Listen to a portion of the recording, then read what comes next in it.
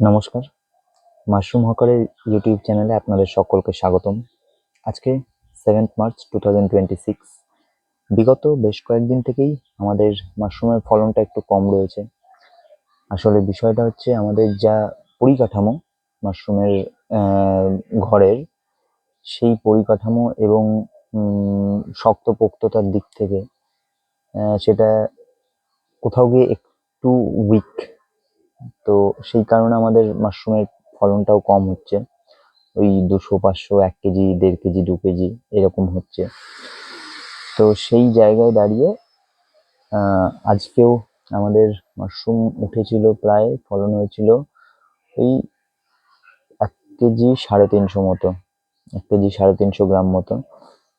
এবার বিষয়টা হচ্ছে গত পরশুদিন আমার শহরেই এক ভাই আমাকে প্রথমে ফোন করে, আমার পরিচিত, বিকেল নাগাদ। যেই মুহূর্তে আমি অলরেডি মাশরুম বিক্রি কমপ্লিট করে চলে এসেছি, এবং তাকে আমি বিষয়টা জানাই যে আজকে তো আর হচ্ছে না, তুই তাহলে আমাকে কালকে একবার ফোন কর। এবং আরেকটা বিষয় যেটা হচ্ছে, তার পরের দিন অর্থাৎ গতকাল আমার পিসির ছেলে এসেছিল বাড়িতে। তো ওকে কিছুটা মাশরুম দেওয়ার ছিল। তো আমি ওকে বলেই রেখেছিলাম যে যদি এক্সেস হয় তাহলেই আমি দিতে পারবো, না হলে গতকালকের কথা বলেছি, দিতে পারবো না সেদিনও। তো তারপরে রাত্রি নাগাদ আরো একটি ভাই আমাকে ফোন করে, একই মানে ওদের গ্যাং, ওদের বন্ধু বান্ধব। তো আমাকে ফোন করে বলে যে শানুদা, মাশরুমের জন্য ফোন করছি। তো ওকেও আমি একই কথাই জানাতে বাধ্য হই যে এই বিষয় আজকে তো আর হবে না, এবং আগামীকাল সেটাও পসিবল কিনা আমি জানি না, তবুও একবার ফোন করিস, যদি হয় আমি পৌঁছে দেব। এবং তারপর এই দুটো তো গেল। আমি গতকাল ভেবেছিলাম হয়তো 1 কেজি মতো মাশরুম হবে, অন্তত 1-1.5 কেজি। তো গতকাল সেটাও হয়নি, 600 গ্রাম মাশরুম হয়েছিল। 600ও ঠিক নয়, ওই 500 সামথিং। তো সেটা আমি আমার ভাইকেই পাঠিয়ে দিয়েছি, ভাইকে দিয়ে। ভাই গতকাল বাড়ি গেছে। এবার সেখানেও আরো কিছুটা মাশরুম আমার পাঠানোর ছিল, কিন্তু সেখানেও পাঠাতে পারলাম না, কারণ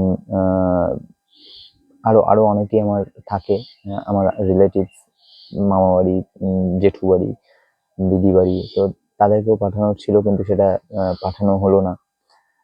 সেটা নেক্সট টাইম চেষ্টা করতে হবে। আচ্ছা, এটা গেল গতকালকের বিষয়। এবং আজকে একটু হয়েছিল মাশরুম, আজকেও মোটামুটি ওই বললাম যে 1 কেজি 350 গ্রাম। তো এবার যেহেতু আমাকে ওই ভাই ফোন করেছিল গত পরশুদিন, তো আজকে আমি সকালবেলা মাশরুম ভেঙে নিয়েই হারভেস্ট করে ওকে ফোন করি বেরিয়ে। তো বলে যে হ্যাঁ শানুদা চলে এসো। না, প্রথমে ও বলে যে আমি আমি তোমার বাড়ি থেকে নিয়ে নিচ্ছি। তো আমি বলি যে না, আমি তো প্রায় চলেই এসেছি, তোর বাড়ির কাছেই আছি। তো বললো ও আচ্ছা আচ্ছা, ঠিক আছে, তাহলে এসো, নিয়ে নিচ্ছি। তো ওর বাড়িতে গেলাম। ঋত্বিক ওর নাম, ঋত্বিক নাম। তো ও 500 গ্রাম মাশরুম নিল, 2টো প্যাকেট, ওর জন্য একটা আর ওর আরেক বন্ধুর জন্য একটা। তো ওখানে 500 গ্রাম গেল। তারপরেও আমার কাছে আরো 3টে প্যাকেট পড়ে থাকলো, এবং আজকে একটা ছোট্ট 100 গ্রামের প্যাকেট করেছিলাম। তো তারপরে আমি ওখান থেকে ওর বাড়ির কাছে এক দিদি মাশরুম নেন। তো ওনার বাড়িতে যাই, যে দিদি মাশরুম নেবেন। তো উনিও 2 প্যাকেট মাশরুম আমার কাছ থেকে নেন। এবং তারপরে আর পড়ে থাকলো একটা 250 গ্রাম এবং একটা 100 গ্রাম, এবং ওই একই একই কাছাকাছি, খুব বেশি ডিস্টেন্স নয়। সেখানে আরেক দাদার বাড়িতে যাই। সেখানে গিয়ে দাদা বাড়িতে ছিলেন না। তো ওনার যে স্ত্রী দিদি, দিদি বললেন যে দাদা তো বাড়িতে নেই, তো আজকে আর নেবো না। তো ওই বাড়ির পাশে আরো দুজন মাশরুমের কথা বলেছিলেন। তো সেখানে গেলাম, তারা কোনো রেসপন্স করলেন না। ততক্ষণে ওই দিদি আমাকে আবার বললেন যে তোমার মাশরুম কি নিয়েছে ওরা? আমি বললাম না, এখনো তো কোনো রেসপন্স পাইনি।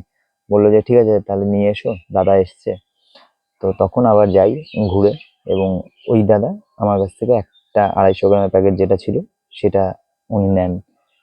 তারপরে আরো 100 গ্রামের একটা প্যাকেট ছিল, সেটা বেশ কিছুক্ষণ ঘুরলাম। এবার 100 গ্রাম ওইটুকু মাশরুম আর কাকে দেব, মানে 100 গ্রাম একজনের জন্য যথেষ্ট।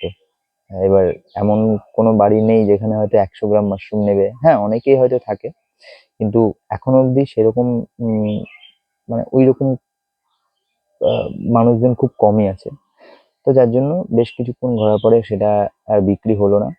তারপর সেটা নিয়ে আমি বাড়ি চলে এলাম, এবং বাড়িতে আজকে মাকে বললাম যে ওটা রান্না করতে। তো এখন যখন ভিডিওটা করছি, মা হয়তো অলরেডি সেটা রান্না প্রসেস শুরু করে দিয়েছে। আর তাছাড়া বাড়িতে আসার পর একটা অর্ডার এখনো দিতে পারছি না, সেটা বহরমপুরে। মানে আপনারা দেখছেন, জানছেন যে অল্পই মাশরুম হচ্ছে। তো সেই কারণে সেই একটা অর্ডার আমি এখনো কমপ্লিট ডেলিভারি করতে পারছি না। বহরমপুর সুতির মাঠ থেকে এক দিদি আছেন, উনি আজকে আমাকে ফোন করেছেন যে কি ব্যাপার ভাই, ভুলে গেলে নাকি? আমি বললাম যে না দিদি, এখনো মাশরুমের ফলনটা খুব কম, যা হচ্ছে আশেপাশে বিক্রি হয়ে যাচ্ছে, তো সেই কারণে আর যেতে পারছি না। এবং দিদিকে আমি জানাই যে যেদিনই হোক না কেন আমি অবশ্যই পৌঁছে দেবো। আসলে উনি যেদিন ফোন করেছিলেন তার পরের দিনে আমি গেছিলাম।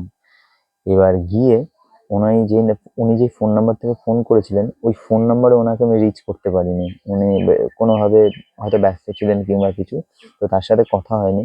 এবং আমি সেখান থেকে ঘুরে আসি, এবং ঘুরে আসার পর এটি মোটামুটি 1-2 তারিখ নাগাদ, 1 তারিখ বোধহয়, হ্যাঁ 1 তারিখই হবে মার্চ মাসের। তো তারপরে এখনো অবধি আমি বহরমপুরের মুখই দেখিনি, বহরমপুরে যেতেই পারিনি। তো এই হচ্ছে বিষয়, টোটাল আজকের মাশরুম বিক্রি এবং গত 2-1 দিনের গল্প কথা, মাশরুম বিক্রির গল্প কথা। আর তাছাড়া আজকে আজকে আর আর তো সেরকম কিছুই হয়নি, ওই শুধু মাশরুমে জল দেওয়া, ব্যাস এইটুকুই। আর এইদিকে এখন মানে কি বলবো, যে পরিকল্পনা চলছে আর একটা ঘর করার মাশরুমের জন্য, যেখানে আমরা মাশরুম চাষ করব। কিন্তু বিষয়টা হচ্ছে যে সেই ঘর বানানোর জন্য আমাদের যা বাঁশের প্রয়োজন, সেই বাঁশ আমরা পাচ্ছি না, এখনো অবধি খুঁজে পাচ্ছি না। পাকা বাঁশের প্রয়োজন আছে, কাঁচা বাঁশে মানে আমাদের যারা ঘর তৈরি করবেন ওই ঘরটা, তো ওনারা বলেছেন যে পাকা বাঁশ প্রয়োজন। তো সেই পাকা বাঁশের এখনো খোঁজে রয়েছি, দেখা যাক কবে পাই, এবং সেটা পেলেই তড়িঘড়ি ঘরে হাত দেওয়া শুরু হবে। তো এই মোটামুটি আপডেট আমাদের মাশরুম চাষের, মাশরুম ফার্মিং এর। আপনারা জানাবেন যে আমাদের এই মাশরুম অভিযান, মাশরুম বিক্রির গল্প আপনাদের কেমন লাগছে। ভিডিওগুলো ভালো লাগলে লাইক, কমেন্ট, শেয়ার, সাবস্ক্রাইব করে পাশে থাকবেন। আর আপনাদের কারোর যদি মাশরুমের প্রয়োজন হয় অতি অবশ্যই যোগাযোগ করবেন। সকলে ভালো থাকুন, সুস্থ থাকুন, মাশরুম খেতে থাকুন, চলতে থাকুক আমাদের মাশরুম অভিযান। আজকের ভিডিও এখানেই শেষ করছি, ভালো থাকবেন সবাই।